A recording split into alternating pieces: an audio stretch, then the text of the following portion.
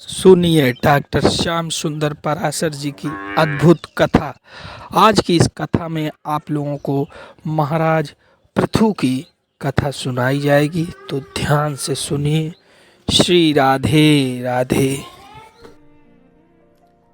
इसी का अनुवाद एक तरह से है, जा पर कृपा राम की होई, ता पर कृपा करें सब कोई। वो सबका कृपा पात्र बन जाता है।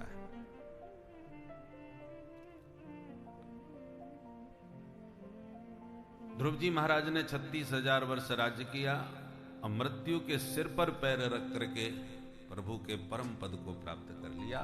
साथ में अपनी सुनीति मां को भी लेकर के गए। ध्रुव सगलानी जपेऊ हरि नाऊ, पावा अचल अनुपम ठाऊ। अचल स्थान ध्रुव जी को प्राप्त हुआ। इन्हीं परम भक्त ध्रुव जी के वंश में महाराज अंग हुए। अंग बहुत धर्मात्मा थे, पर दुर्भाग्य से उनका बेटा हो गया बैन।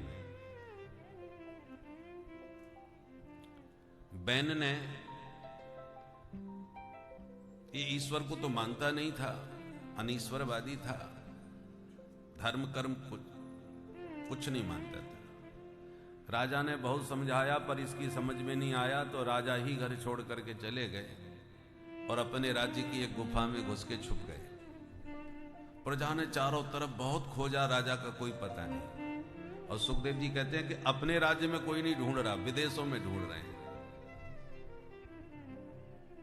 किस प्रकार दृष्टांत देते हैं, यथा निगूढ़म पुरुषम कुयोगिना। जैसे अज्ञानी जीव अपने हृदय में बैठे हरि को न खोजकर बाहर खोजते हैं, वहां मिलेंगे वहां मिलेंगे। ऐसे ही अपने राज्य में न खोज करके विदेशों में राजा को खोजा, राजा नहीं मिले। तो संतों ने मिलकर के बैन को ही सिंहासन सौंप दिया। राजकुमार था।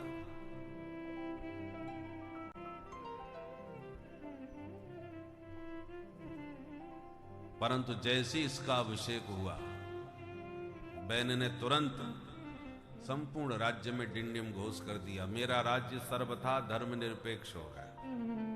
अच्छा महाराज, आपकी धर्मनिरपेक्षता की परिभाषा क्या है वो भी बता दीजिए। बोले, न यष्टव्यम न दातव्यम न होतव्यम तुजा क्वचित, इति न्यवारयत धर्मम भैरी घोषेण सर्वशः। इसने डिंडिम घोष कर दिया, मेरे राज्य में कोई हवन नहीं कर सकता, यज्ञ नहीं कर सकता, दान नहीं कर सकता, भजन तप नहीं कर सकता, क्योंकि ये सब पाखंड है। ईश्वर होता ही नहीं, ईश्वर के नाम पर ये सब धंधा है। इसलिए सख्त निर्देश है कि मेरे राज्य में कोई कथा वार्ता नहीं होगी, कोई यज्ञानुष्ठान नहीं होगा, ईश्वर के नाम पर कोई भी कार्य नहीं होगा, क्योंकि ईश्वर नहीं होता। ये सब मिथ्या कल्पना है। सनातन धर्म पर ही इस बैन ने बैन लगा दिया। ये सनातन धर्म तो डेंगू है, इसको खत्म कर देना चाहिए। और उस बैन के खानदानी आज तक पैदा है महाराज।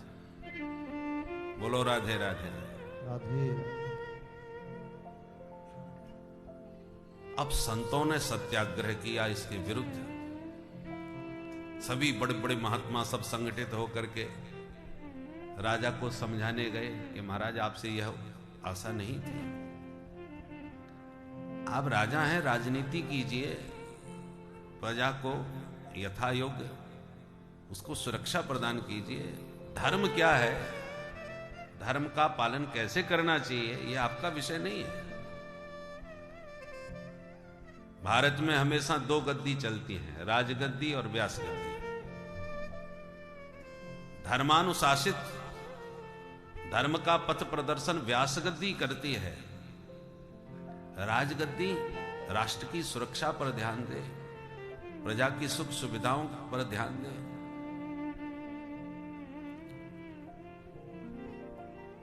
धर्मेण हीन पशुभिः समानः। जो धर्महीन पुरुष है वो पशु के तुल्य होता है महाराज। आप यज्ञ पुरुष भगवान की आराधना नहीं करते तो न करो, हमको तो करने दो, आपने तो सब पर प्रतिबंध लगा दिया। सो महात्माओं पर ही बिगड़ गया। को यज्ञ पुरुषो नाम यत्र वो भक्ति दृषि। कौन है वो यज्ञ पुरुष भगवान जिसके तुम इतने भक्त बनते हो? आज तक किसी ने ईश्वर को देखा है? जो दिखाई नहीं पड़ता उसकी तुम आराधना कर रहे हो। अरे महात्माओं, ये जितने भी शास्त्रों में देवी देवताओं के नाम कहे सुने जाते हैं, ये सब राजा के ही अंग में निवास करते हैं। राजा ही वास्तविक ईश्वर होता है। इसलिए देहे भवन्ति नृपते सर्वदेवमयो नृपः। नृप ही समस्त देवमय होता है। और यदि ईश्वर है तो बताओ कहां है, मुझे दिखाओ। कुतर्कियों को समझाना बड़ा कठिन होता है। एक नवयुवक एक महात्मा से भिड़ गया, महाराज जी बताओ ईश्वर कहां है?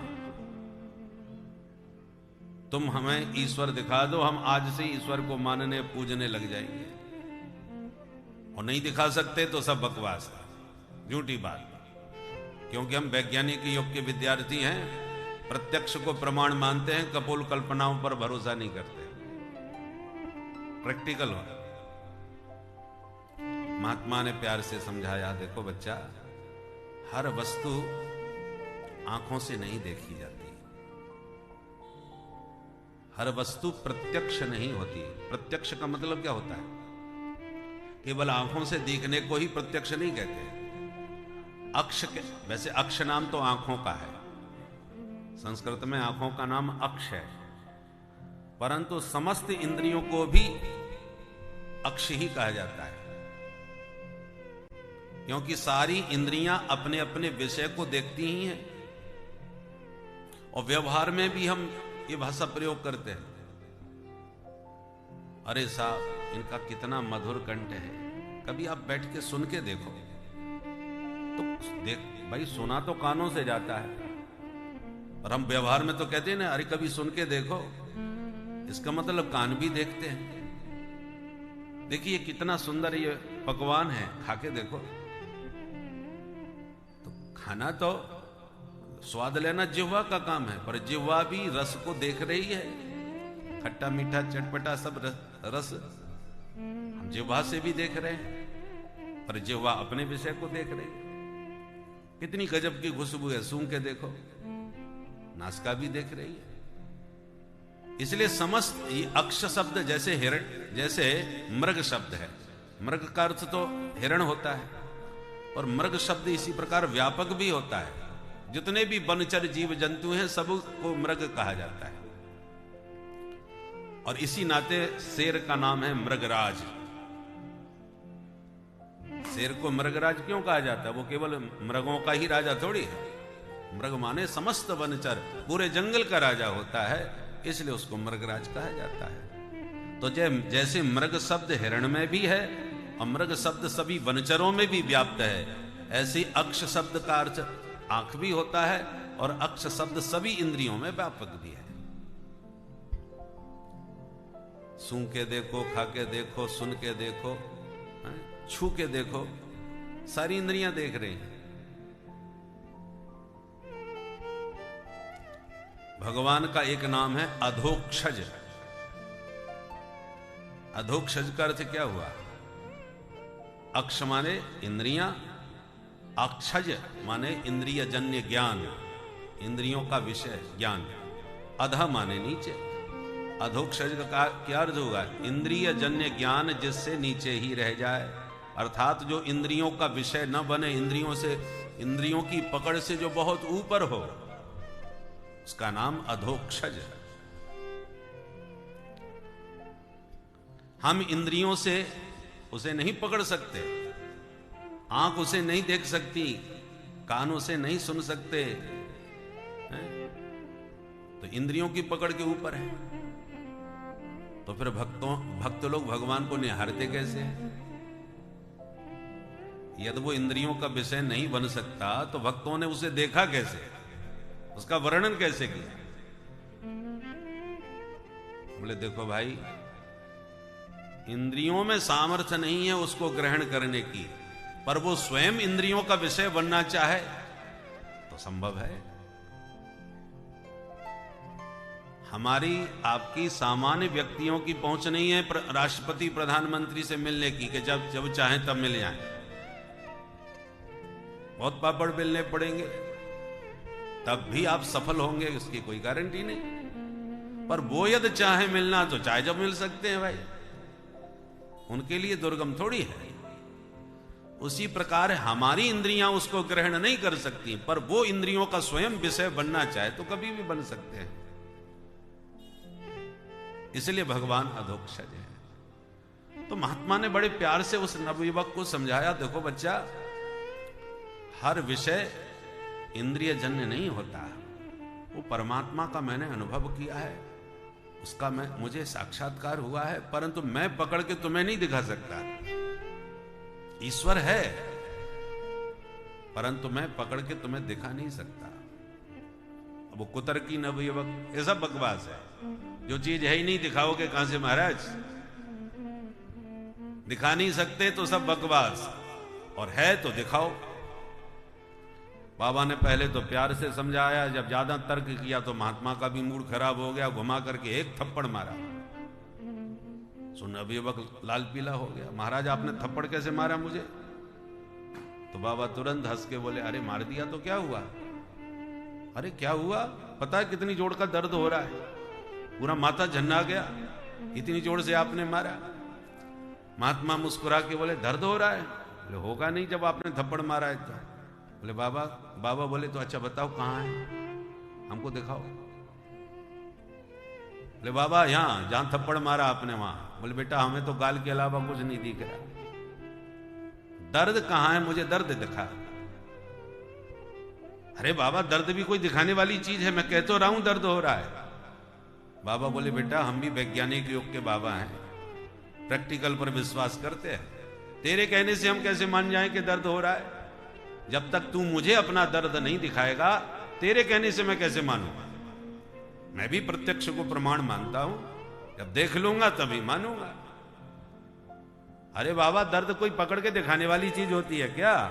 बाबा बोले बेटा इतनी देर से मैं भी तो तेरे से यही कह रहा था, थप्पड़ तुझे लगा, दर्द तुझे हुआ, तू कह रहा है मैं मान रहा हूं, परंतु मैं यदि ये कहूं कि तुम दर्द दिखाओ तभी मानूंगा, तो तुम नहीं दिखा सकते ना। ऐसे जिस ईश्वर का अनुभव मैंने अपनी साधना से किया है वो मेरा अनुभव गम्य विषय है, मैं पकड़ के उस ईश्वर को तुझे कैसे दिखा दूं? हर वस्तु प्रत्यक्ष नहीं होती। तो महात्मा लोग तो सब प्रकार से समझाना जानते हैं। तो संतों ने बैन को समझाया पर बैन को समझ नहीं आया, महात्माओं को क्रोध आ गया, हुंकार ध्वनि करी, धड़ाम से धरती पर गिरा और बैन के प्राण पखेरु उड़ गए। अब महात्मा परेशान हो गए कि हम तो राजा को सुधारने आए थे, पर हमने राजा को ही सिधार दिया। अब सिंहासन सूना, कौन बने राजा? तब संतों ने मिलकर के मंत्रों के द्वारा बैन के शरीर का मंथन किया। मंथन करने पर पहले निषाद की उत्पत्ति हुई, जिससे निषाद वंश चला, निषाद राज। दोबारा पुनः मंथन किया, तब साक्षात लक्ष्मी नारायण भगवान ही दो रूपों में प्रकट हो गए। शरीर से भगवान पृथु के रूप में प्रकट हो गए। बोल पृथु भगवान नारायण ही थे दोनों की दिव्यता के लक्षण देख करके महात्मा सब प्रसन्न हो गए और सभी संतों ने मिलकर के सिंहासन पर भगवान पृथु का अभिषेक कर दिया। संतों का यही दायित्व होता है, जब राज सत्ता धर्म सत्ता को प्रभावित करने लगे या धर्म में विकृति उत्पन्न करने लगे, तो राजगद्दी का संशोधन करने के लिए व्यास गद्दी को सक्रिय हो जाना चाहिए। महात्माओं को भी कभी कभी माला छोड़ के भाला उठाना पड़ता है, सत्ता को संशोधित करने के लिए। तो जो धर्मनिरपेक्ष सत्ता थी उसको रसातल में पहुंचाकर बहन की धर्मानुशासित सत्ता की प्रतिष्ठा पृथु के रूप में महाराज सभी संतों ने मिलकर के की। परंतु प्रजा ने प्रार्थना करी पृथु महाराज से कि महाराज हम दिन रात मेहनत कर रहे हैं पर कुछ पृथ्वी से उत्पन्न ही नहीं हो रहा। पृथु महाराज ने पृथ्वी को निर्देश दिया पर पृथ्वी ने कोई प्रतिक्रिया नहीं दी। तब क्रोधित हो गए पृथु महाराज और पृथ्वी को डांटते हुए बोले, वसुधे त्वाम वधिष्यामि मच्छासन परान मुखी। अरे वसुंधरा मैं तेरा वध कर दूंगा, मेरी आज्ञा की तुम अवज्ञा कर रही हो। जैसी क्रोध किया पृथ्वी कांप गई और देव पृथ्वी माता एक दिव्य गौ माता के रूप में प्रकट हो गई। और पृथु महाराज से प्रार्थना करते हुए माता पृथ्वी ने कहा, भगवान मेरा स्वभाव है जब धर्महीन सत्ता होती है तो मैं अपने दिव्य रत्नों को अपने गर्भ में छुपा लेती हूं, और धर्मनिष्ठ जब सत्ता होती है, धर्मपरायण जब सत्ता होती है, राजा जब धर्मनिष्ठ होता है तब मैं अपने सारे तत्वों को स्वतः प्रकट करने लग जाती हूं। ये रत्न गर्भा वसुंधरा है, इसमें अद्भुत रत्न है। पर जैसे गाय जब प्रसन्न हो गए तो दुग्ध की धारा स्वयं प्रदान करने लगती है और चाहे तो अपने दूध को ऊपर भी चढ़ा जाती है, खींच लेती है। ऐसी पृथ्वी और गाय का एक ही स्वरूप है। इसलिए जब जब संकट पृथ्वी पर आया है हमेशा पृथ्वी गाय का ही रूप बना के गोविंद की शरण में जाती है, क्योंकि दोनों में एक रूपता है। गाय का भी हम दोहन करें, दोहने में कोई बुराई नहीं है, पर शोषण न करें। जो गाय की सेवा करता है गौ माता अपने वात्सल से अपना दिव्य दुग्ध प्रकट करके उसको पुष्ट करती है। तो दोहन में दोष नहीं है, शोषण में दोष है। शोषण क्या है कि गौ माता का दूध पूरा निकालने के लिए आप इंजेक्शन लगा करके उसको स्तनों में एक बूंद भी न छोड़ो। अरे गौ माता अपने सेवक को दूध देती है कि दो ही है आप, पर अपने बछड़े के लिए भी कुछ बचा के रखना चाहती है। दोहन का अर्थ क्या है? गाय के 4 थन होते हैं, 2 को दोहिए और 2 उसके बछड़े के लिए छोड़िए। 2 पर आपका अधिकार है, 2 पर उसके बच्चे का अधिकार है, इसलिए इसका नाम दोहन है। पर हम लोग 4 थन दो लेते हैं और थोड़ा बहुत भी यदि बचे तो आजकल इंजेक्शन चल गया है कि इंजेक्शन लगा करके एक बूंद भी नहीं छोड़ते, सब निचोड़ लेते हैं। ये दोहन नहीं हुआ, ये शोषण हुआ। और वही जो गाय के साथ हो रहा वही पृथ्वी के साथ भी हो रहा है।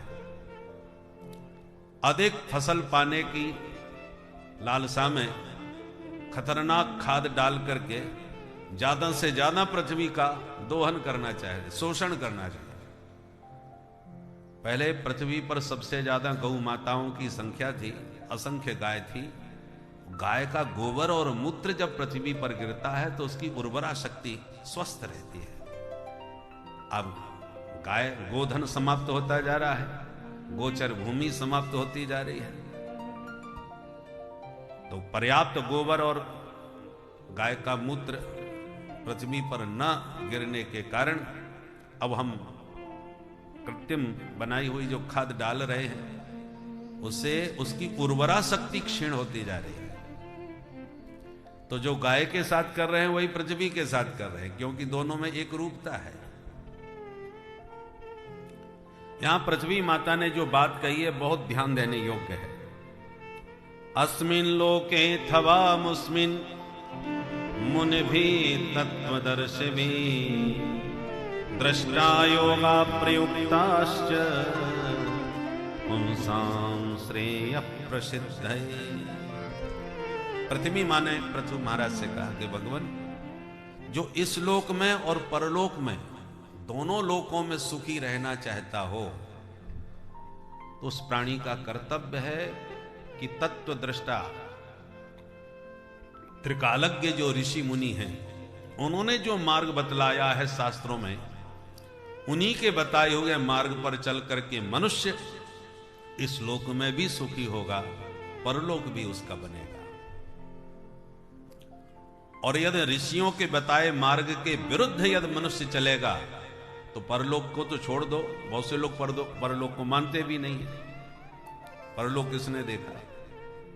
परलोक की तो बात जाने दो, इस लोक में भी आप स्वस्थ नहीं रह सकते, सुखी नहीं रह पाओगे। और आज हम प्रत्यक्ष देख ही रहे, शास्त्र विरुद्ध आचरण करने के कारण परलोक तो समाप्त हो ही गया, इस लोक में भी हम सुख चैन से नहीं रह पाते। इसलिए स्पष्ट माता पृथ्वी ने कहा, अस्मिन लोके थवा मुस्मिन मुनिभिस तत्वदर्शी भी। तत्वदर्शी मुनियों के मार्गदर्शन में चलोगे तभी आपके दोनों लोक बनेंगे। क्योंकि उन दिव्य दृष्टा ऋषियों ने केवल वर्तमान को नहीं, भविष्य को भी देख करके जीव को स्वस्थ मार्गदर्शन किया है। दीर्घ दृष्टि रखने वाले ऋषि, त्रिकालज्ञ जो ऋषि हैं, उन्होंने जो भी बात बताई है वो सार्वकालिक मंगलमय है। ये नहीं कि उस काल में सही थी, इस काल में हमारे अनुकूल नहीं है। वैज्ञानिक जैसे करते हैं, एक बात कह दी, अब उस बात जो कह दी है वो उस पर कब तक टिके रहेंगे कोई गारंटी नहीं है। दूसरा किसी ने रिसर्च किया, अनुसंधान किया, उसने अपनी नई बात कह दी तो पुरानी बात काट दी गई। बोले पानी में बहुत प्रदूषण है इसलिए आरओ लगाओ, आरओ लग गया। अब आरओ का पानी पीने लगे, बिस्लरी का पानी पीने लगे। बोले कि नहीं, बिस्लरी का पानी पीते रहोगे तो खतरनाक, आपके अंदर रोग निवृत्ति की क्षमता खत्म हो जाएगी। अब लो, तो नए नए आविष्कार होते जा रहे हैं और पुरानी बात को काट के नई बात सिद्ध हो जाती है, और वो जब तक दूसरी नई बात प्रकट नहीं हुई तब तक वो चलती है। ऐसा चलता है। तो वैज्ञानिकों के विचारधारा में एकता नहीं है कि वो सदा एक रूपता बनी रहेगी, पर ऋषि मुनियों ने जो बात शास्त्रों में कही है वो बहुत त्रिकालज्ञ होने के नाते सर्व काल को ध्यान में रखते हुए कही है, और हर काल में वह बात प्रासंगिक है हमेशा।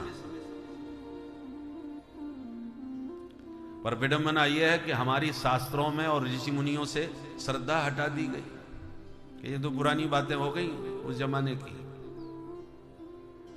परंतु ऋषि मुनियों की बातों को ही यदि कोई विदेशी वैज्ञानिक अंग्रेजी में अपने ढंग से बोल दे तब हमारी श्रद्धा हो जाती है कि नहीं नहीं भाई, उस वैज्ञानिक ने कही है, बिल्कुल सही बात होती।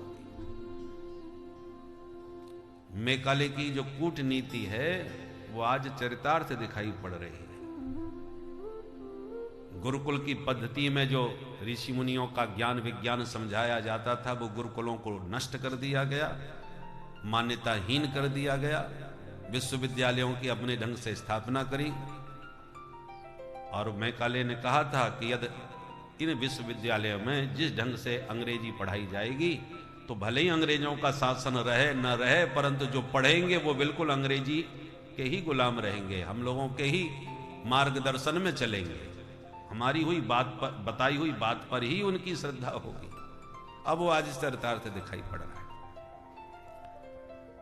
आप भारत में जहां हिंदी राष्ट्रभाषा है, हिंदी जानते भी हैं, सबको मालूम है, परंतु बोलते नहीं हैं। जब पढ़े लिखे लोगों के बीच में बैठेंगे तो जानकार भी जानबूझ के न जानते हो तो भी अंग्रेजी बोलने की कोशिश करेंगे ताकि हमको कोई पिछड़ा न समझ ले, क्योंकि अंग्रेजी बोलने पर ही हम पढ़े लिखे सिद्ध होंगे। ये मानसिकता हो गई। आप बिल्कुल पढ़े लिखे नहीं हैं पर अंग्रेजी बोल रहे हैं तो आप पढ़े लिखे माने जाएंगे, और आप कितने भी पढ़े लिखे हों, शास्त्रों में संपन्न हों, पर अंग्रेजी बोलना नहीं जानते तो आपको पिछड़ा हुआ माना जाएगा। तो अंग्रेज चले गए, परंतु अंग्रेजी की गुलामी मानसिकता आज भी हमारे भीतर कहीं ना कहीं बनी हुई है। इसलिए ऋषि मुनियों के, आज ऋषि मुनियों के ज्ञान विज्ञान को विदेशी लोग समझने लगे हैं, उसका महत्व मानने लगे हैं। और प्रायः बहुत से देशों में अब संस्कृत पढ़ाना आवश्यक बनाते जा रहे हैं, पढ़ा रहे हैं। और ये स्वीकार करें, संस्कृत बोलने से, सीखने से जो भाषा और शब्दों पर, और कंप्यूटर भी संस्कृत भाषा को ही ज्यादा आत्मसात करता है, ये भी सिद्ध हो गई बात, वैज्ञानिकों ने स्वीकार किया।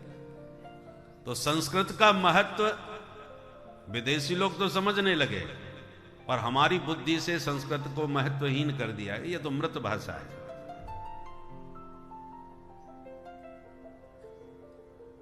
इसलिए पृथ्वी माता ने जो संदेश दिया है कि दोनों लोक में यदि सुखी रहना चाहते हो तो ऋषियों के बताए हुए मार्ग पर चल के ही आप स्वस्थ और दोनों लोकों को संभाल सकोगे। बुद्धिमान वही है जो इस लोक में भी सुखपूर्वक रहे, परंतु केवल इस लोक के सुख तक ही बुद्धि सीमित न रखे। मरने के बाद भी एक न एक दिन जाना पड़ेगा, इसलिए परलोक की यात्रा को भी संभाल करके चले।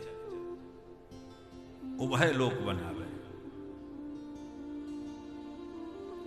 एक देश ऐसा था जहां का कानून बड़ा विचित्र था कि राजा को 5 साल के लिए ही नियुक्त किया जाता था, और 5 साल के बाद जो राजा होता उसे नदी पार घनघोर जंगल में छोड़ दिया जाता, जहां तमाम शेर भालू खतरनाक वनचर जीव जंतु उसे चीर फाड़ के खा जाते थे। और फिर किसी दूसरे नए राजा की नियुक्ति होती थी, परंतु सबको मालूम था कि जो राजा बनेगा वो 5 साल के बाद जंगल में मारा जाएगा, इसलिए कोई बनने को तैयार नहीं होता था। और नियम यह था कि यदि कोई न बनना चाहे तो जब राजा को जंगल में छोड़ करके मंत्रिमंडल आवे तो जो सबसे पहले मिल जाए उसी को राजा बना दिया जाए, चाहे वो कोई भी हो। ऐसा विचित्र कानून। तो जब उस देश के एक राजा के 5 साल पूरे हो गए तो पकड़ के उसको नौका में बैठा के जंगल में पल्ली पार छोड़ आए नदी के। लौट करके आए तो संयोग से कोई राजा बनने को तैयार तो था नहीं, सब छुपे थे अपने घर में, कहीं हम ना सामने पड़ जाए। पर एक महात्मा बेचारे अच्छे योगी थे, घूम रहे थे, उनको पता नहीं ये मामला क्या है, मस्ती में घूमते आ रहे थे कि इतने में वो मंत्रिमंडल उधर से आ रहा था, राजा को छोड़ के वो बाबाई पकड़ में आ गए। महात्मा को पकड़ लिया तो महाराज आपको राजा बनना पड़ेगा। महात्मा बोले हम घर द्वार छोड़ करके बाबा बन के घूम रहे हैं, हम राजा बन के क्या करेंगे। बोले आपकी मर्जी नहीं चलेगी महाराज, यहाँ का नियम ही ऐसा है कि तुम्हारा मन हो या न हो राजा तो तुम्हें बनना ही पड़ेगा। अच्छा ऐसी बात है तो बन जाएंगे, कोई बुराई भी नहीं है। बोले परंतु अब यहाँ का कानून भी समझ लीजिए पूरा, राजा तो आप बनेंगे, आपका अभिषेक विधिवत होगा, 5 साल आप प्रेम से राज्य कीजिए अपनी इच्छा अनुसार, जैसे आपकी प्रत्येक आज्ञा का पालन होगा, पर 5 साल के बाद आपको भी इसी प्रकार पकड़ के नदी पार जंगल में छोड़ दिया जाएगा। ये हमारे नियम है। अरे भाई तो हमको नहीं बनना राजा। बोले नहीं आपकी मर्जी तो नहीं चलेगी, बनना तो पड़ेगा ही। महात्मा ने कहा फंस गए हैं तो कोई बात नहीं, अब जैसी हरी इच्छा। बोले ठीक है स्वीकार है। महात्मा ठहरे, बोले हम तो अपना संस्कार पहले ही करके आए हैं, चलो राजा ही बन के देख लेते हैं। कर दिया महात्मा का राज्याभिषेक, बाबा बन गए राजा। अब महात्मा ने राजा बनते ही कहा सुनो भाई अब हमारी आज्ञा का पालन सबको करना पड़ेगा, हमारे अनुसार देश चलेगा। बोले ठीक है महाराज आप आज्ञा करें, आप राजा हैं हमारे। तो महात्मा ने पहला आदेश दिया, मेरी आज्ञा है नदी पार जंगल के जितने वृक्ष हैं खतरनाक सब जंगल काट दिया जाए, पूरा जंगल साफ कर दिया जाए। बस अब राजा की आज्ञा हो गई, सेना टूट पड़ी, जंगल साफ। जो बहुत खतरनाक जानवर थे या तो परलोक पहुंच गए या चिड़िया घर में चले गए। या तो खतरनाक जानवरों को चिड़िया घर में डाल दिया गया अथवा परलोक पहुंचा दिया गया, और जंगल साल भर में पूरा साफ। महाराज अभी तो साल भर हुआ है और बताइए। बोले बढ़िया बढ़िया सड़कें बनाओ, बढ़िया बढ़िया उद्योग वहां पर लगवाओ, फैक्ट्री लगवाओ, बिजली पानी सड़क किसी बात प्रकार की कोई कमी नहीं होना चाहिए, नया शहर बसाओ वहां पर। और महाराज 5 साल में तो कायाकल्प हो गया। बढ़िया चौड़ी चौड़ी सड़कें अत्याधुनिक तरीके से बनाई गई और सुंदर सुंदर उद्योग लगाए गए, बहुत सुंदर सड़कें, पानी बिजली का सारा प्रबंध, नई नई कॉलोनियां बनाई गई रहने की। 5 साल में पूरा सब कुछ बदल गया। और जैसे 5 साल पूरे हो गए तो स्वयं बाबा बोले अब बोलो किधर चलना है। मंत्री बोले सरकार यहां से भी ज्यादा जलवा वहां कर दिया है आपने, अब तो आप चाहे इधर रहो चाहे उधर रहो, आपके तो दोनों हाथों में लड्डू है, आप जहां चाहें वहां रहें।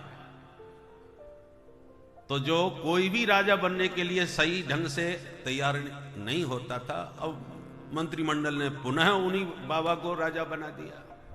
बोलो राधे राधे।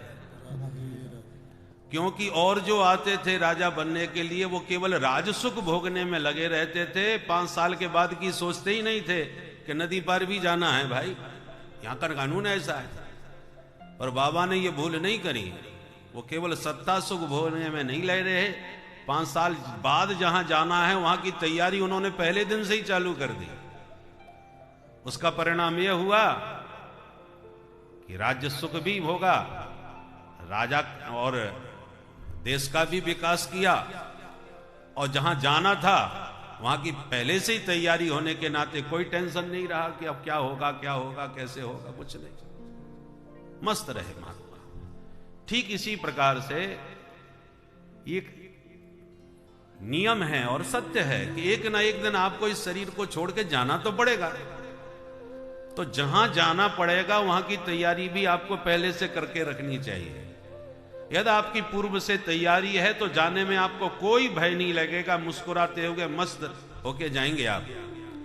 परंतु यदि आपकी कोई तैयारी नहीं है तो मरने में तो कष्ट होता ही है, और मरने में कष्ट केवल इसी बात का होता है कि अब क्या होगा। और जिनकी तैयारी होती है उनको कोई कष्ट नहीं होता।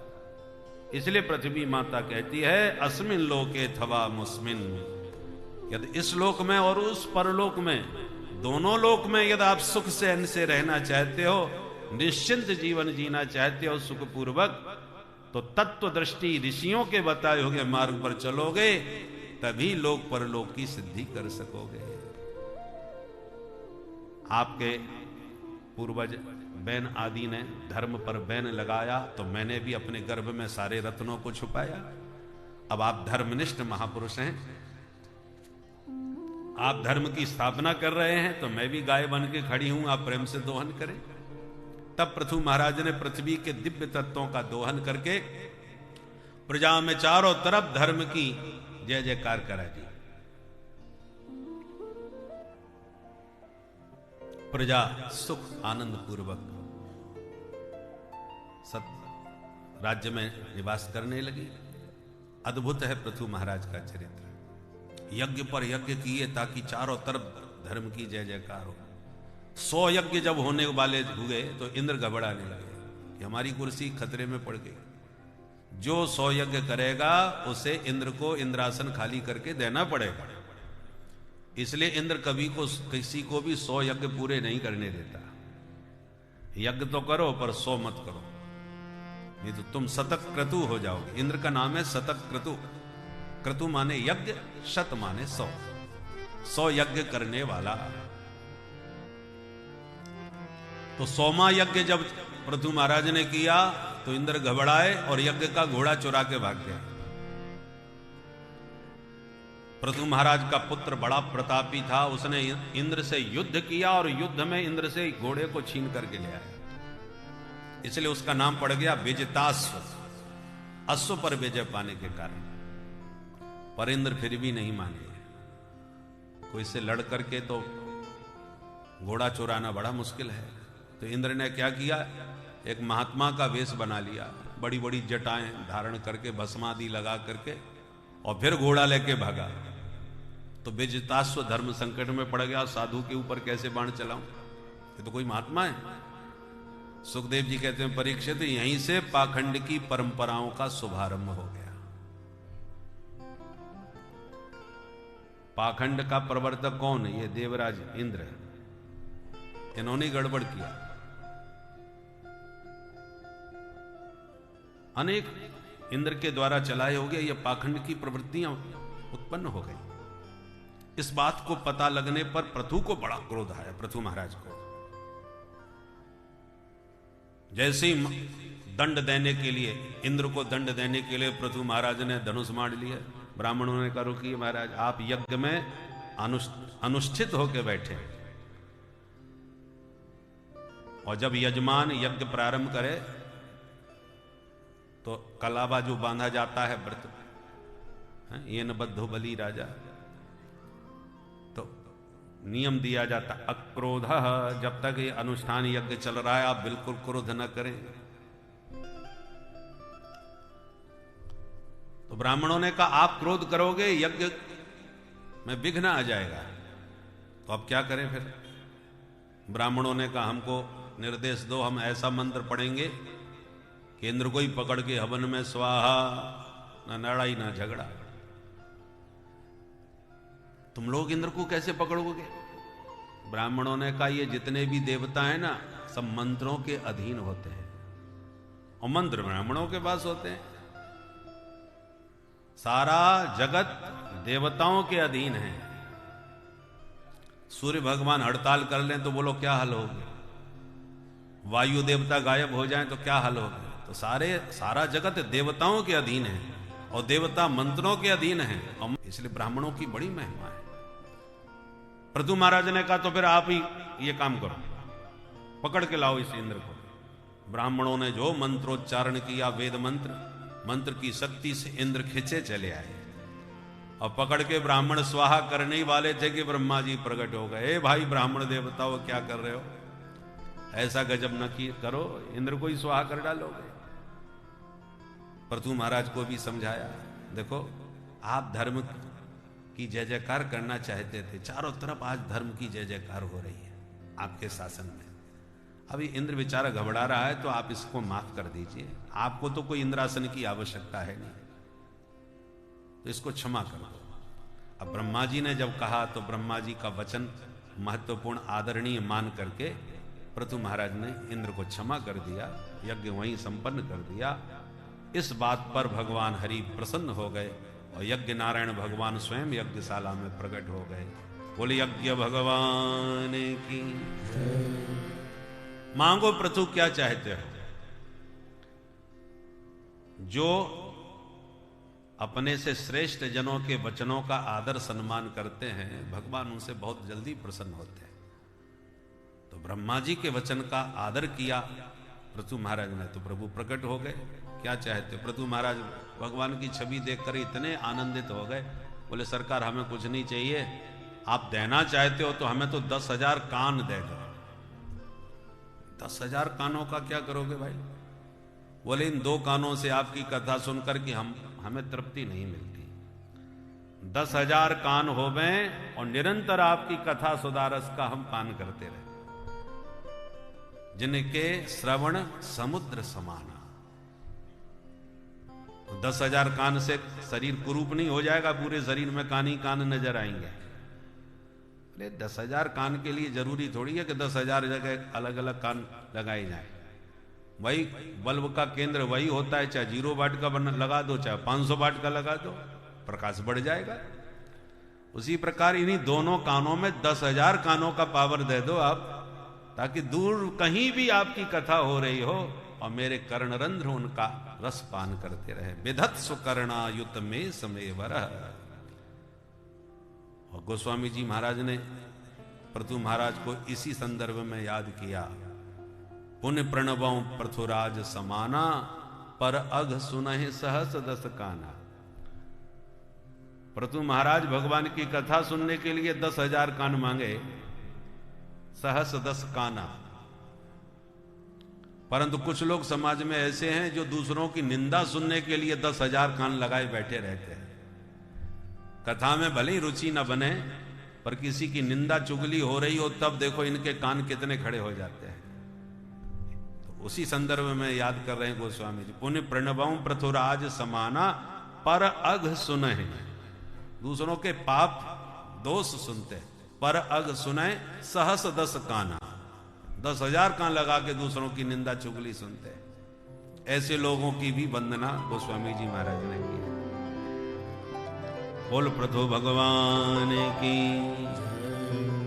इन्हीं पृथु महाराज के वंश में राजा प्राचीन वर ही हुए। प्राचीन वर ही राजा बड़े भारी कर्मकांडी थे, यज्ञ बहुत करते थे, पर यज्ञों में पशुओं की बलि भी खूब चढ़ाते थे, इसलिए हिंसात्मक यज्ञ हो गए। एक दिन नारद जी ने डांट लगाई, जरा देखो ऊपर। राजा ने ऊपर देखा तो जितने पशुओं की बलि चढ़ा चुके थे वो सब के सब पशु आकाश में खड़े राजा को आंखें फाड़ के घूर रहे। राजा डर गए, महाराज ये सब ऐसे क्यों देख रहे? बोले इसलिए देख रहे हैं कब तुम मरो, कब तुमसे ये बदला ले। अब राजा घबराए, महाराज मेरी इनसे कोई दुश्मनी नहीं थी, शास्त्र का विधान ही ऐसा था कि अमुक यज्ञ में अमुक पशु का अमुक विधि से बलिदान कर दिया जाए, तो मैंने कर दिया। ये तो यज्ञ की विधि है। नारद जी बोले गलत, कोई धर्म शास्त्र हिंसा की आज्ञा नहीं देता। जहां जहां हिंसा की कदाचित कोई चर्चा आती है तो वो हिंसा निवृत्ति परक है, न कि प्रवृत्ति परक। इसको यूं समझो, एक व्यक्ति बीड़ी बहुत पीता था, धूम्रपान।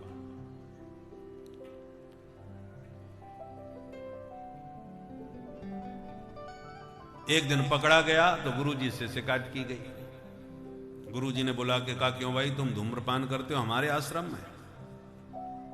तो उसने अकेले में गुरुजी के चरण पकड़ के कहा गुरुजी आपसे झूठ नहीं बोलूंगा, गुरु से कपट नहीं करना चाहिए, मैं पीता तो हूं पर बचपन से इतना पिया हूं कि अब वो आदत ऐसी पड़ गई कि मैं चाहते हुए भी नहीं छोड़ पा रहा। आप ही बताओ गुरुजी मैं क्या करूं? उसने सब बात सत्य स्वीकार की। तो गुरुजी ने भी विचार किया, अब जैसा भी है इसने अपनी बात तो पूरी सही सही बता दी, अब इसकी आदत कैसे छुड़वाऊं? तो गुरुजी ने कहा देखो बेटा धूम्रपान अच्छा नहीं है करना, अब तुम्हारी आदत बिगड़ गई है तो चलो हम तुम्हें सप्ताह में एक दिन की छूट दे देते हैं, तुम केवल रविवार पी लिया करो। मां की खबरदार जो कभी हाथ लगाया तो चेला भी बोला गुरुजी मैंने भी आपको वचन दिया, मैं रविवार को ही बस पीऊंगा, बाकी 6 दिन कभी छूऊंगा ही नहीं। गुरु चेला में समझौता हो गया। अब गुरुजी ने मन में सोचा जब इतनी आदत बिगड़ गई है तो एकदम तो ये छोड़ने वाला है नहीं, पक्की बात है, तो यदि ये मेरी बात मानेगा तो 6 दिन के लिए तो छूटेगी, अब केवल सप्ताह में एक ही दिन तो पिएगा, और जब 6 दिन छोड़ने का अभ्यास इसको यदि अच्छा हो गया तो धीरे धीरे एक दिन भी छूट जाएगा। इसलिए गुरुजी को थोड़ी सी छूट देनी पड़ी। सरेआम चेलाओं ने कहा अरे राम राम, गुरुजी नहीं है तो इसका मतलब तुम सबके सामने बीड़ी पिएगा, अभी तक तो छुप के ही पीता था, आने दो गुरुजी तेरी खबर लेंगे।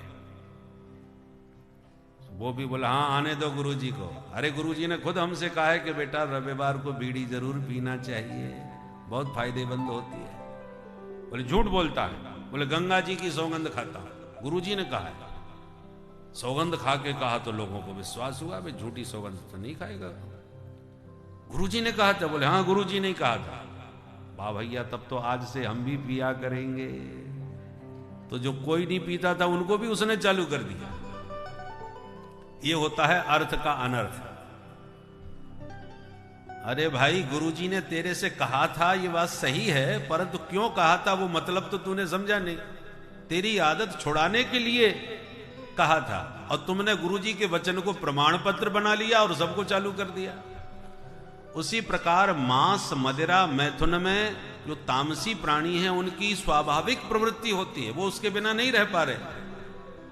इसलिए शास्त्रों ने कहा कि ये वैसे तो मानेंगे नहीं, इसलिए एक नियम में बांध दिया, अमुक यज्ञ में अमुक पशु का अमुक विधि से बलिदान करो। तो कम से कम चाहे जब जो मार काट करके खाते पीते रहते हैं वो एक नियम में बंध गए। इसको कहते हैं पर संख्या विधि। उद्देश्य तो है छुड़ाने में और आदेश दे रहे हैं करने का,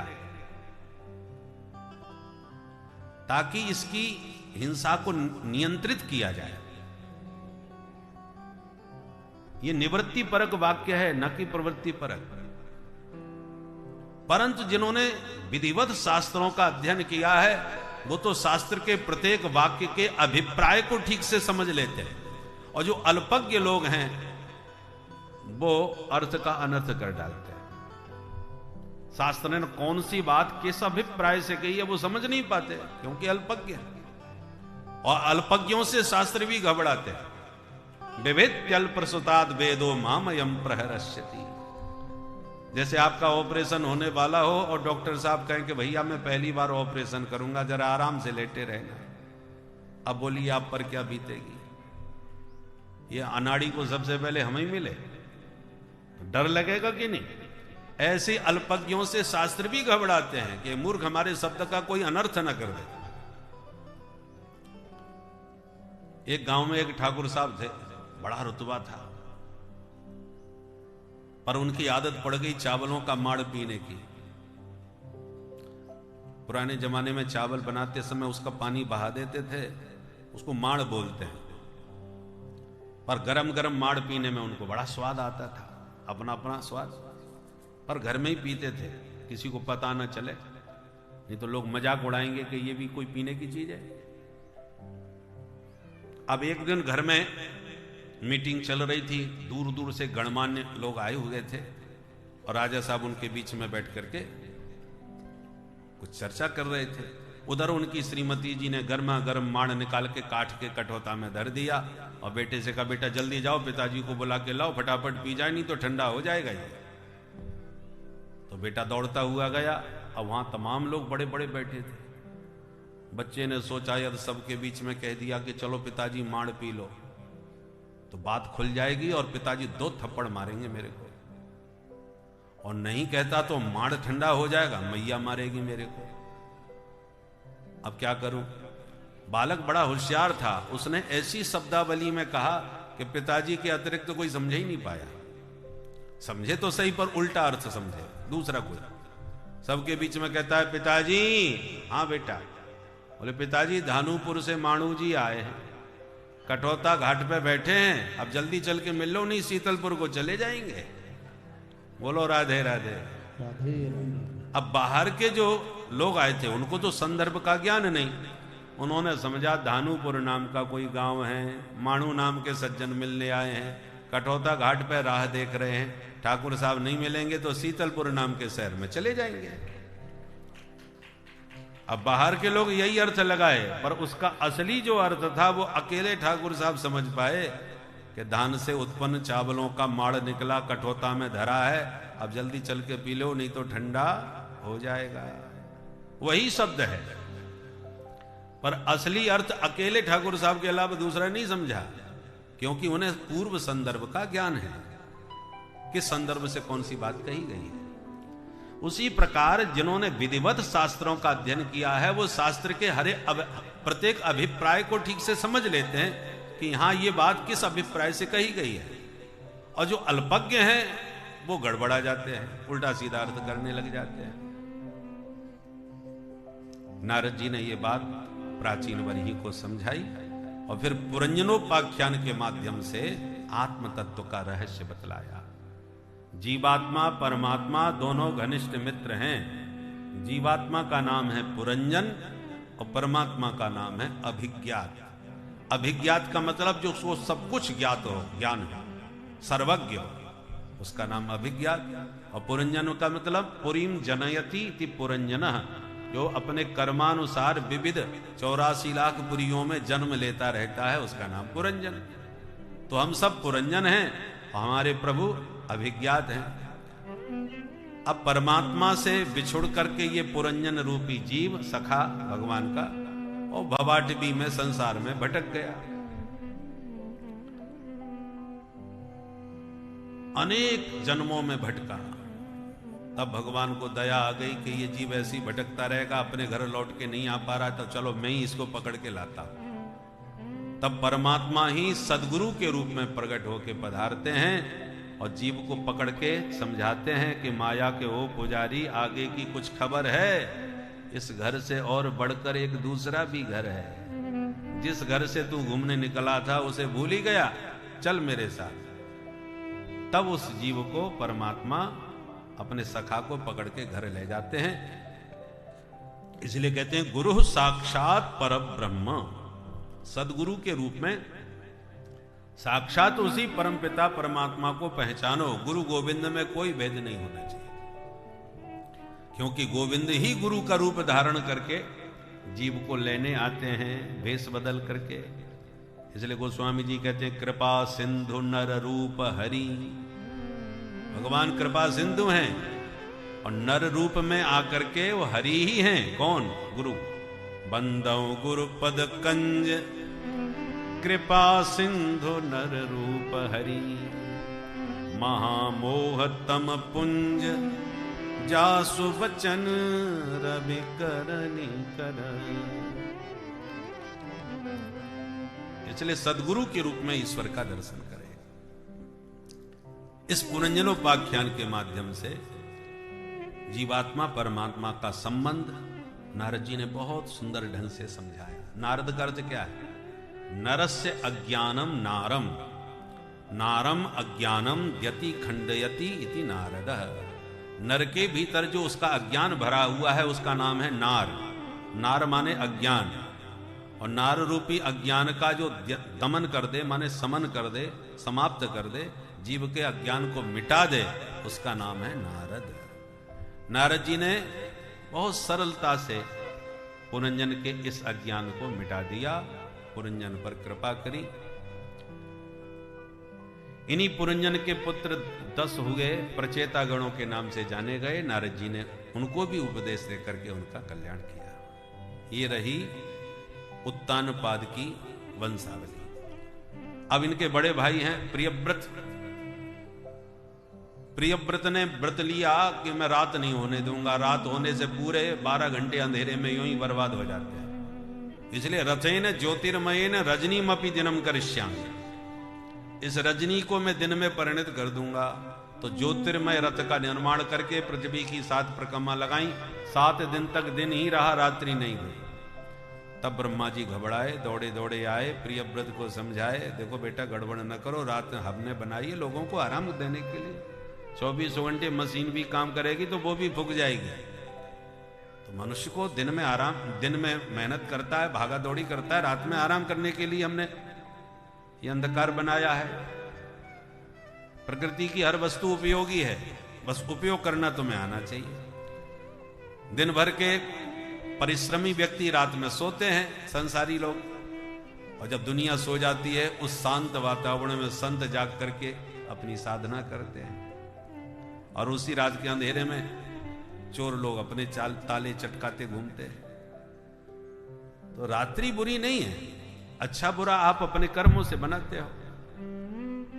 प्रियव्रत को बात समझ में आ गई, आग्रह त्याग दिया। पर प्रियव्रत के द्वारा पृथ्वी की 7 परिक्रमा जो लगाई गई अपने अलौकिक दिव्य रथ से, जिसके कारण पृथ्वी में 7 द्वीप और 7 समुद्रों की रचना हो गई। जम्बू द्वीप, प्लक्ष द्वीप, कुशद द्वीप, क्रौंच द्वीप, पुष्कर द्वीप, ऐसे 7 द्वीप बने। सबसे पहला जम्बू द्वीप बना। जम्बू द्वीप के राजा बने आग्नेन्द्र, जो प्रियव्रत के ज्येष्ठ पुत्र थे। आग्नेन्द्र के 9 बेटा हो गए, तो उन्होंने जम्बू द्वीप के 9 खंड कर दिए। जम्बू द्वीप के 9 हिस्से हो गए। इलाव्रत खंड, केतुमाल खंड, हरवर्ष खंड, किमपुरुष खंड, भद्रास्व खंड, उत्तर कुरु खंड, अजनाब खंड, ऐसे ये 9 खंड बने। उसमें जो सबसे पहला अजनाब खंड है, इस अजनाब खंड के राजा बने आग्नेन्द्र के ज्येष्ठ पुत्र नाभि। और नाभि के बेटा हुए साक्षात भगवान ऋषभदेव। बोल ऋषभ भगवान की जय। ऋषभदेव जी ने इंद्र की बेटी जयंती से विवाह किया और 100 पुत्रों को जन्म दिया। ऋषभदेव जी के 100 पुत्रों में सबसे बड़े बेटे का नाम था भरत, जो इतना प्रतापी तेजस्वी हुआ कि इस भरत के नाम से इस अजनाब खंड को ही भारतवर्ष के नाम से जाना गया। आशित देनेदंबर संभारतम इति व्यपदिशंति। ये भारतवर्ष कहलाया। पहले इसका नाम था अजनाब खंड।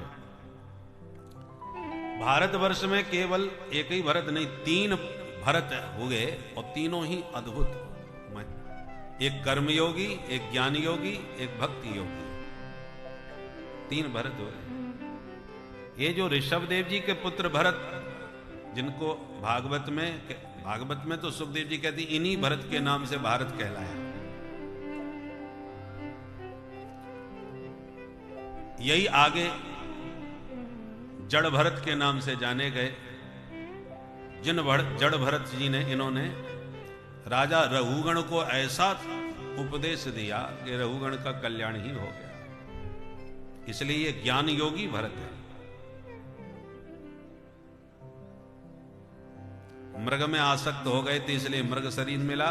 मृग शरीर त्यागा तो ब्राह्मण कुल में जन्म हुआ और बचपन से ही पागलपन दिखाया, इसलिए जड़ भरत के नाम से जाने गए।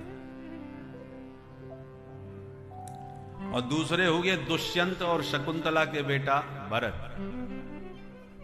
अभिज्ञान शाकुंतलम कालिदास जी महाराज की अद्भुत कृति, संस्कृत का अद्भुत नाटक है ये कालिदास जी महाराज का, जिसमें दुष्यंत नंदन भरत की चर्चा है। दुष्यंत का चरित्र बहुत विस्तार से बतलाया। ये जंगल में पैदा हुए थे, आश्रम में, और इतने वीर प्रतापी थे कि शेरों से खेलते थे बचपन से। और शेरों से खेलते खेलते महापराक्रमी कर्मयोगी भरत एक दिन चक्रवर्ती सम्राट भरत बन गए। ये कर्मयोगी। और तीसरे भक्ति योगी भरत, जो दशरथ नंदन रामानुज भरत हैं, जिनका चरित्र विस्तार पूर्वक अयोध्या कांड में गोस्वामी जी महाराज ने गाया है। और गाने के बाद अंतिम सोरठे में दावा करते हुए कह दिया, भरत चरित जे नैम तुलसी जे सादर सुनहि, सिय राम पद प्रेम अवसि होय भवरस बिरती। भरत चरित करनेम, भरत जी के चरित्र को जो नियम पूर्वक प्रतिदिन श्रवण करे तो क्या होगा? सिय राम पद प्रेम अवसि होय। भरत जी का चरित्र ही इतना चमत्कारी है कि उसका श्रवण करते करते, स्वाध्याय करते करते सीताराम जी के चरण कमलों में प्रेम हुए बिना रह नहीं सकता। और दूसरा दावा क्या है? सिय राम पद प्रेम अवसि होय और भव रस विरति। अवसि होय शब्द बीच में है, दोनों तरफ लगेगा। अवसि होय भव रस विरति। भवरस जो आपके भीतर चिंतन में भरा हुआ है, उससे विरक्ति हो जाएगी। भवरस से विरक्ति और राम रस में अनुरक्ति। अवसि होय शब्द बीच में, दोनों की तरफ लगेगा। सिय राम पद प्रेम अवसि होय और अवसि होय भवरस विरति। बोल भारत माता की जय। सुखदेव जी कहते हैं, जम्बू द्वीप के जो 9 खंड हैं, उनमें केवल भारत भूमि ही कर्म भूमि है, बाकी सब भोग भूमि है। उनको भौम स्वर्ग कहा जाता है। और इसलिए भारत भूमि में जन्म लेने के लिए बड़े बड़े स्वर्ग के देवता भी ललचाते हैं, तरसते हैं और प्रभु से प्रार्थना करते हैं। आशा महो चरण रेणु जो सामहंस्या, अहो अमीसां किमकारि शोभनम्, प्रसन्न येषां स्वदित स्वयं हरिः, यैर्जन्म लब्धं रसुभारताजरे, मुकुंद सैवोपयतं स्पृहाहिनः। देवता कहते हैं, प्रभु इन मानवों ने कौन सा पुण्य किया था जो भारत भूमि में इनको भेज दिया? वो दिन कब आएगा जब हम भी भारत भूमि में विचरण करें? क्यों भाई, तुम्हें क्या कमी पड़ रही है?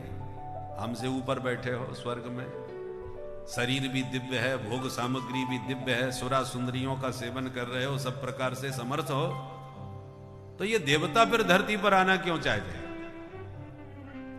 देवता कहते हैं जो भारत में है वो हमारे पास स्वर्ग में नहीं है। क्या नहीं है? बोले न यत्र वैकुंठ कथा सुधा पगा, न साधवो भागवता तथा श्रया,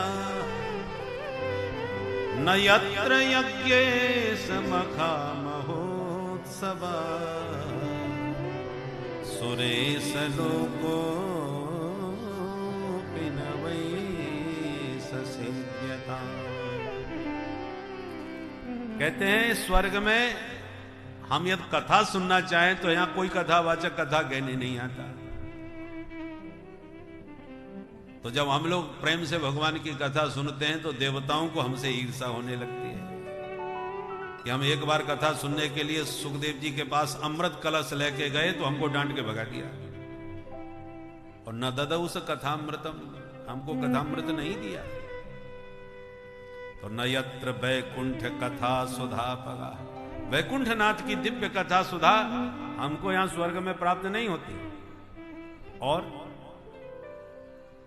न साधव, हमें दिव्य तपस्वी तेजस्वी साधु संतों का दर्शन भी स्वर्ग में नहीं होता।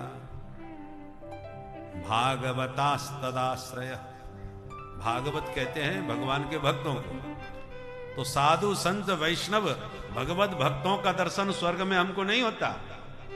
और न यत्र यज्ञे समखा महोत्सवा, पृथ्वी भारत भूमि में जो दिव्य यज्ञ महोत्सव मनते रहते हैं, ये यज्ञ मख स्वर्ग में नहीं होते। महोत्सवा, महोत्सव भी यहां नहीं मनते। भारत में तो 12 मास महोत्सव मनते हैं। अभी कार्तिक स्नान चल रहा था, अब अगहन मास आ गया।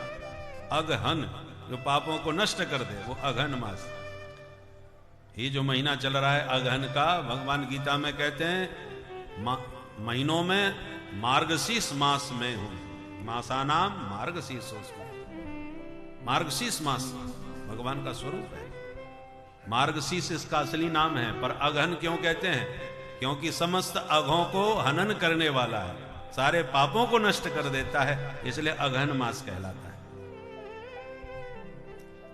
तो भारत में तो 12 मास उत्सव हैं, कभी होली महोत्सव, कभी झूलन महोत्सव, कभी विवाह महोत्सव, कभी जन्म महोत्सव, उत्सवों का भंडार है। अगहन मास में विवाह महोत्सव, ठाकुर जी की विवाह पंचमी का उत्सव है।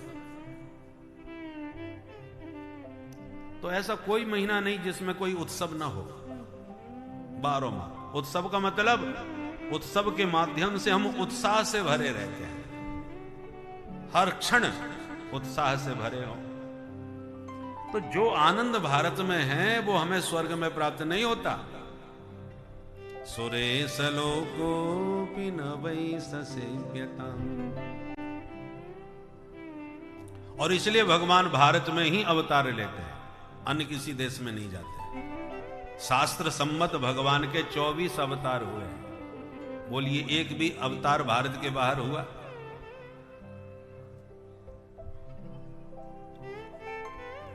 क्या हम ये कह सकते हैं कि भगवान भी भारतीय हैं? भाई केवल भारत में आ रहे हैं तो भारतीय नहीं होंगे क्या?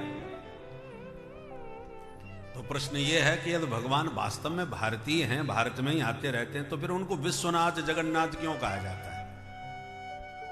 जगदीश जगन्नाथ उनके नाम है।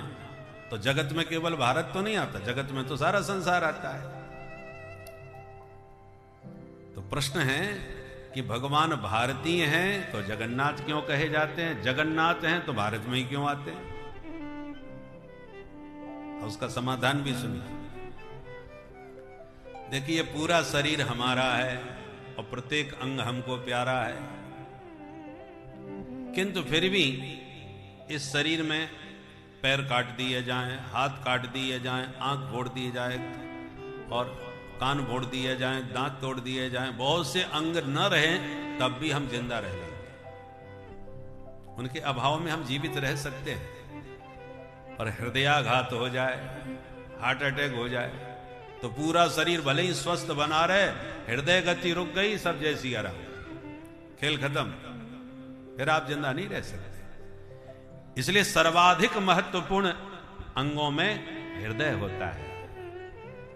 हृदय की धड़कन धड़कती रहे तो सब मामला चलता रहेगा। उसी प्रकार संपूर्ण संसार परमात्मा का शरीर है।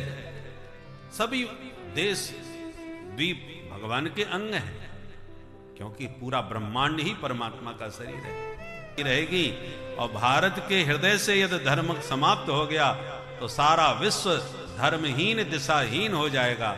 इसलिए धर्म संस्थापनार्थाय संभवामि युगे युगे।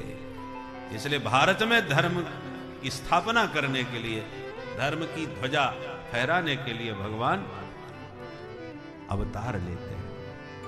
बोल भारत माता की जय। इसलिए भारत भूमि की बड़ी महिमा है।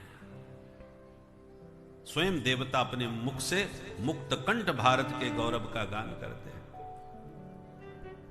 परीक्षित ने कहा, महाराज एक बात और बताओ, ये पापी लोग जो मर के नरक में जाते हैं वो नरक किधर होते हैं? सुखदेव जी कहते हैं, पृथ्वी से 99,000 योजन नीचे यमपुरी है।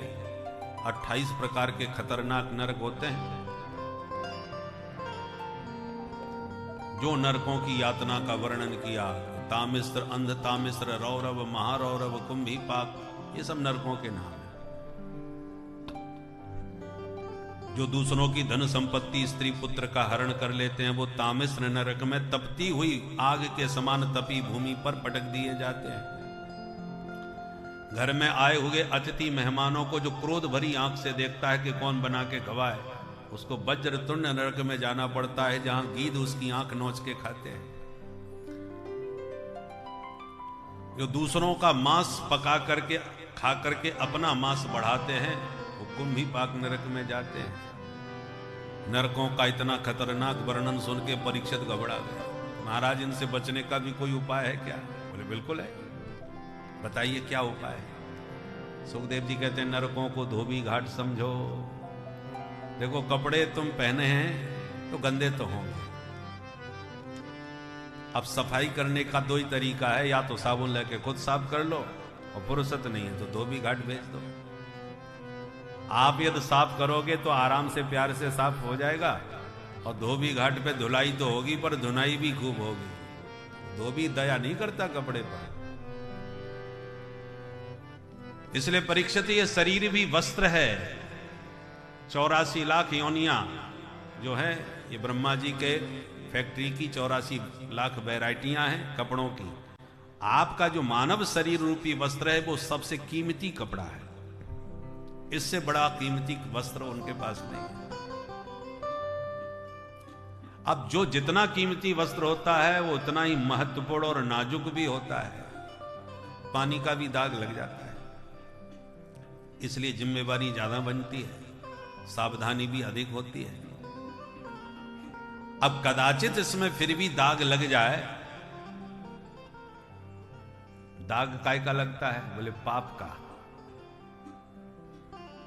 पाप रूपी दाग आपके इस जीवन में लग गया है, तो प्रायश्चित का साबुन लगा के उसको साफ करो अपने हाथ से। और यदि पाप पे पाप करते गए और उसका प्रायश्चित आपके द्वारा नहीं किया गया, तो नरक में बैठे हैं यमराज, वो धोबी घाट बनकर के बनाए बैठे हैं। वो अच्छी तरह से सारे पापों की सफाई कर देते हैं, सारे पाप साफ कर देते हैं। परीक्षित बोले, महाराज तो किस पाप का क्या प्रायश्चित है? कोई कहां ढूंढता पूछता फिरेगा। आप कोई ऐसा साबुन बता दो जिस साबुन से सारे पाप के दाग धुल जाए। सुखदेव जी कहते हैं, अच्छा सुनो, नोट करो। केचित केवल या भक्त्या वासुदेव परायणा अघम धुन्वन्ति कास्तेन निहार देव भास्कर।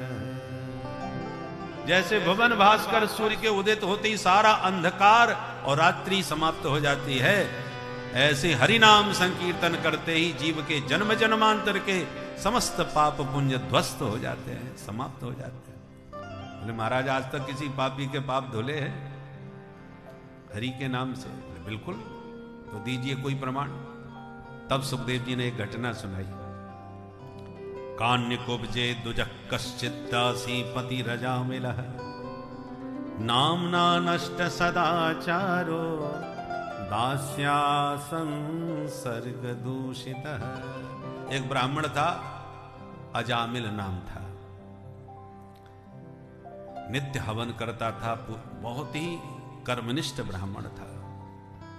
और दुर्भाग्य से एक बार जंगल में हवन की लकड़ी समिधा लेने गया और उसी जंगल में एक गणिका को, वैश्या को विहार करते हुए देखा। उस परम सुंदरी के सौंदर्य पर इतना दीवाना हो गया कि पत्नी, पुत्र, परिवार, मैया, बाप सबको छोड़ के उसी के साथ चला गया, उसी के साथ रहने लगा, उसी के द्वारा कई संतान पैदा किया। सबसे छोटे बच्चे का नाम एक संत के आग्रह करने पर इसने नारायण नाम रख लिया। छोटे बच्चे में इसकी बहुत अधिक प्रीति हो गई।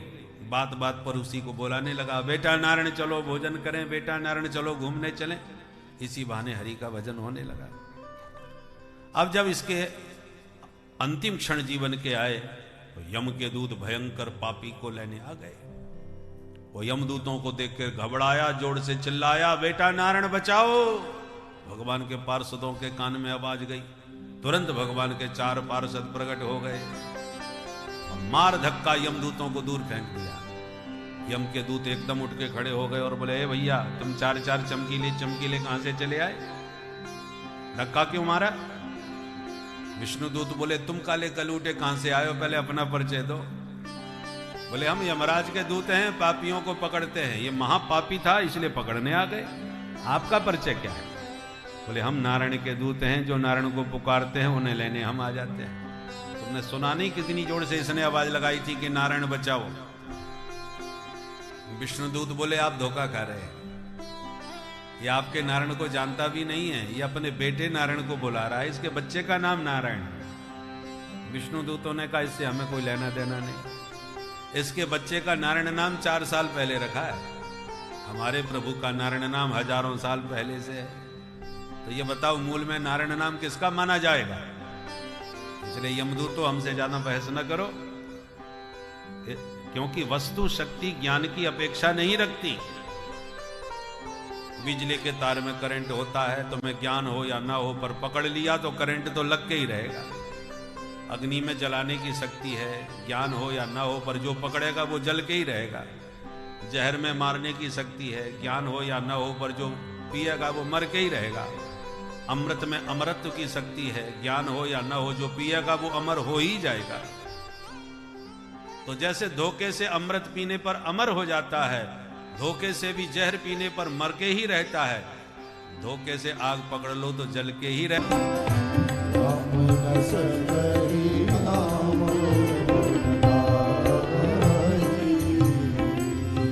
साक्षात भगवान भी अपने नाम की महिमा का गान करना चाहें, पूरी तरह प्रतिपादन करना चाहें तो नहीं कर सकते। इसलिए नाम की महिमा को समझो और अब इससे हाथ मत लगाओ। पापी था, अब नहीं रहा। पर यम के दूत नहीं माने तो वो पिटाई करी कि यमदूतों को छोड़ के भगना ही पड़ा और विष्णुदूत भी छोड़ के चले गए। अब अजामिल उठ के बैठ गया और सोचने लगा, भैया मैंने तो सचमुच बेटे को ही बुलाया था और गलती से बेटे के बहाने प्रभु का नाम निकल गया तो बच गया, और प्यार से प्रभु को ही पुकारा होता तो भगवान जाने क्या कमाल हो जाता। अजामिल की कथा में नाम की महिमा नहीं, ये नामाभास की महिमा है। नामाभास का मतलब नाम लिया नहीं, नाम का आभास, माने गलती से निकल गया। अजामिल को वैराग्य हो गया इस घटना से, सब छोड़ छाड़ के हरिद्वार में गया, गंगा के किनारे बैठ के निरंतर नारायण का भजन किया और अंत में मुक्त हो गया। यमदूतों ने यमराज के सामने जाकर के काल दंड फेंक दिया। बोले, महाराज अब हमें नौकरी नहीं करनी। क्यों, क्या हो गया? बोले आपकी आज्ञा लेकर के, आपसे वारंट लेकर के गए थे उस पापी को पकड़ने के लिए। पकड़ना तो दूर रहा, पिटाई हमारी यही हो गई। तुम्हें किसने मारा? बोले सरकार, जैसे ही हमने उसको पकड़ा उसने अपने पुत्र नारायण को पुकारा, सोई 4 लोगों ने आके हमको मारा। जो नारायण का नाम सुना यमराज ने मुंह पे हाथ धर दिया, सावधान, ये नाम अब लिया सो लिया, पर दोबारा मत लेना। क्यों, क्या हो गया? बोले देख नहीं रहे यहाँ हमारे नरक में सब पापी लोग पड़े हुए, और ये पवित्र नाम कहीं उनके कान में पड़ गया तो हमारा कारोबार सब चौपट हो जाएगा, सबको तुरंत यहां से विदाई करनी पड़ेगी।